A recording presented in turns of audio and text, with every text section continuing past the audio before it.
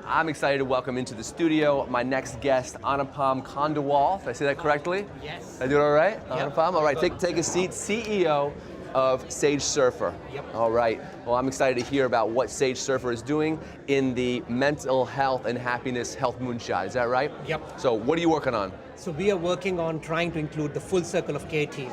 So the idea primarily is, can we collaborate not only just within a provider and a client, but bring everybody ecosystem together, give all the personalization and context to the communication, and provide the right productivity tools to create sustained engagement and proactive interventions. Why, I've heard a number of people talk about care coordination. Why did you feel like that was a problem worth tackling? Wonderful question. The biggest problem you have when you are between outside the clinical hours, 4 boundary walls, you are with your customer support, your support system at that particular time. And who are those people? Your trusted support people. Yeah. If you don't include them, which is mostly left out, yeah. you lose the proper engagement possible and the insights which they collect on a daily basis to provide proactive interventions. Got it, okay. So take me behind the curtain. Tell me what the Sage Surfer platform really is. One way of doing that might be to walk me through, if I was a user, a customer, what would that look like? Yeah, so we look at the whole angle, 3 important stakeholders. One, the provider, or the client who is receiving the services, and the people, the trusted support, non-clinical staff, non-clinical people. So from the client perspective, it's like a support system in their pocket.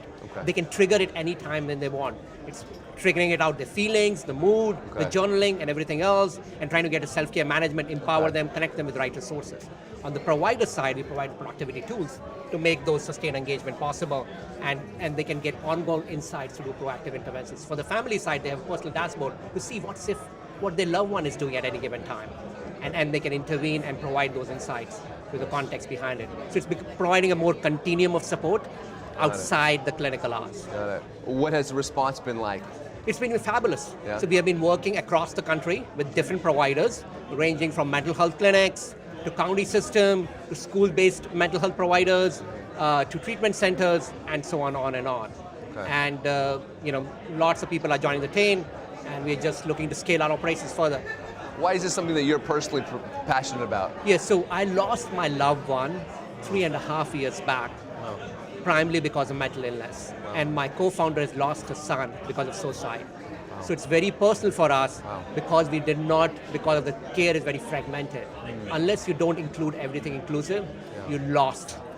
Lots of things fall through the crack. And that's what we're trying to do. We're not just trying to make a patient engagement between a provider and a client, but include the whole people together. How do you feel like the care coordination platform can help with destigmatizing some of these issues? And that's partly what makes it lonely, right? Yes.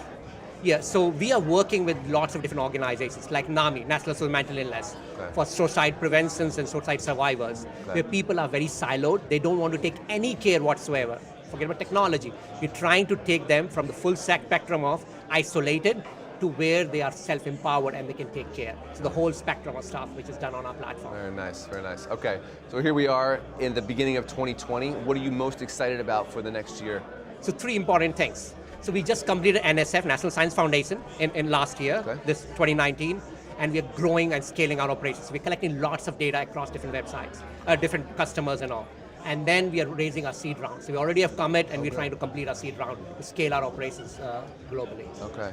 And why is it important to be at events like this? Like, what are you getting out of the festival? It's networking and talking to people, what's happening as such. Because I think you require the whole team. It is not a siloed solution. You require the whole collaboration. So we're bringing the collaboration, the networking, and the insights which are needed there, right? So that we can figure out what makes sense for our customer and how best you can solve their problems and the client's needs. Awesome. All right, that's all the time we have. Thanks for stopping into the studio. I wish you the best with the company and over the next day as you Wonderful. Thanks continue a lot. to network. Thank you. All Thanks right. a lot. Take care.